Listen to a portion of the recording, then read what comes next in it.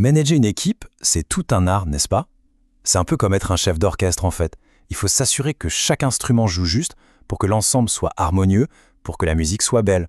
Alors aujourd'hui, on va justement se plonger dans le guide pratique du manager pour comprendre comment on crée une équipe qui non seulement fonctionne, mais qui excelle.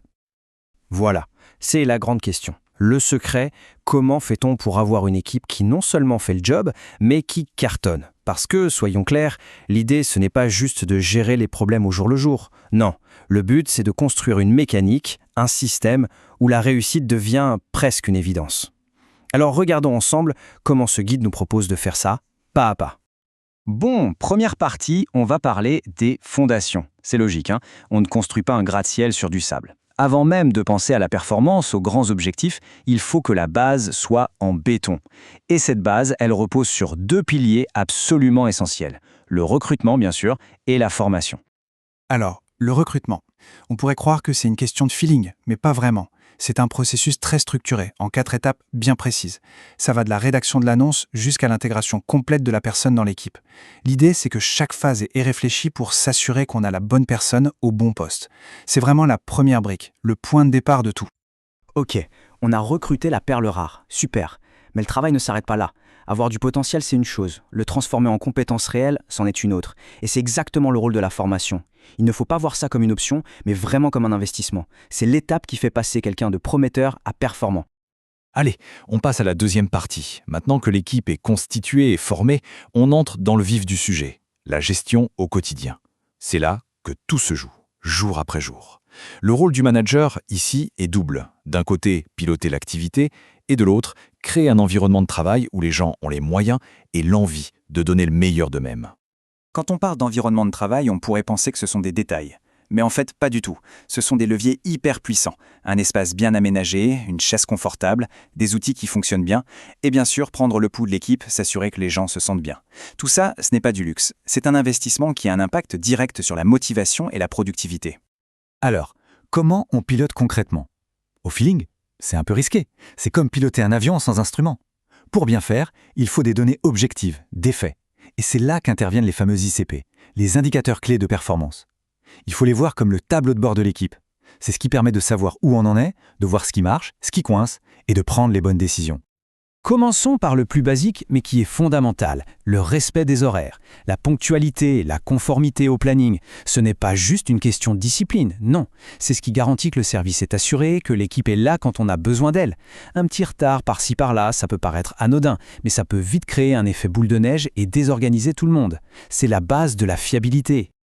Maintenant, un autre type d'indicateur, la charge de travail. Le taux d'occupation, par exemple, c'est super important pour s'assurer que personne n'est sous l'eau ou à l'inverse que personne ne s'ennuie. Il faut trouver le bon équilibre. Et puis, il y a le taux de contact client. Celui-là, il est très parlant. S'il est bas, ça peut être un signal d'alarme. Est-ce que l'équipe passe trop de temps sur l'administratif au lieu d'être au service des clients ? Et enfin, un indicateur qui regarde l'efficacité du système dans son ensemble, le taux de transfert vers le self-care. Qu'est-ce que ça veut dire? C'est simple. Est-ce qu'on arrive à orienter les demandes simples vers des outils automatiques, comme une FAQ ou un chatbot? Parce que si oui, on libère un temps précieux pour l'équipe, qui peut alors se concentrer sur les cas vraiment complexes. C'est un parfait exemple de la technologie au service de l'humain. Ok, on arrive à la troisième partie. On a parlé structure, on a parlé process. Maintenant, on va parler du carburant, le moteur de tout ça, la motivation. Parce qu'on peut avoir la meilleure organisation du monde, si l'équipe n'est pas motivée, ça n'ira pas loin. C'est une dimension plus humaine, c'est vrai, mais elle est tout aussi stratégique. Et quand on dit motivation, on pense souvent à la rémunération. C'est un levier important, c'est sûr, mais il y a deux côtés à cette médaille.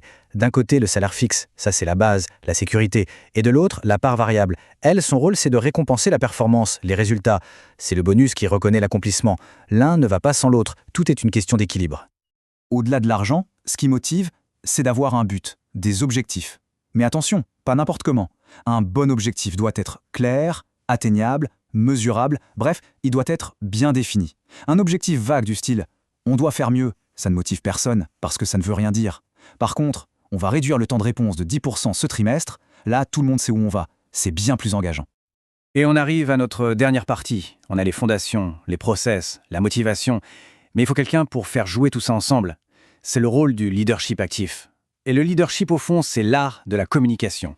Communiquer pour animer, pour donner le cap, pour s'assurer que tout le monde rame dans la même direction. Et pour communiquer, le manager a toute une palette d'outils. Et il ne faut pas voir ça comme une liste de réunions obligatoires, mais vraiment comme une boîte à outils. Chaque situation demande l'outil adapté. L'entretien annuel, c'est pour la vision à long terme. Le briefing du matin, c'est pour l'action immédiate. Le talent du manager, c'est justement de savoir sortir le bon outil au bon moment. Donc, si on résume tout ça, on voit bien que tout repose sur 3 grands piliers. Premièrement, bâtir la bonne équipe. Deuxièmement, bien gérer les opérations au quotidien. Et troisièmement, entretenir la flamme, la motivation. L'important, c'est de comprendre qu'on ne peut pas en privilégier un au détriment des autres. C'est vraiment la combinaison de ces 3 éléments qui va créer une dynamique de haute performance. Ce guide nous donne des clés très concrètes pour aujourd'hui, mais il ouvre aussi une réflexion intéressante pour l'avenir. L'automatisation prend en charge de plus en plus de tâches répétitives, de suivi de données. Alors la question se pose, quel sera le rôle du manager demain ? Peut-être que son rôle va devenir encore plus centré sur ce que la machine ne peut pas faire, l'humain. La créativité, l'empathie, le bien-être, bref, l'art du management dans ce qu'il a de plus noble. C'est une piste de réflexion intéressante pour conclure. Merci beaucoup.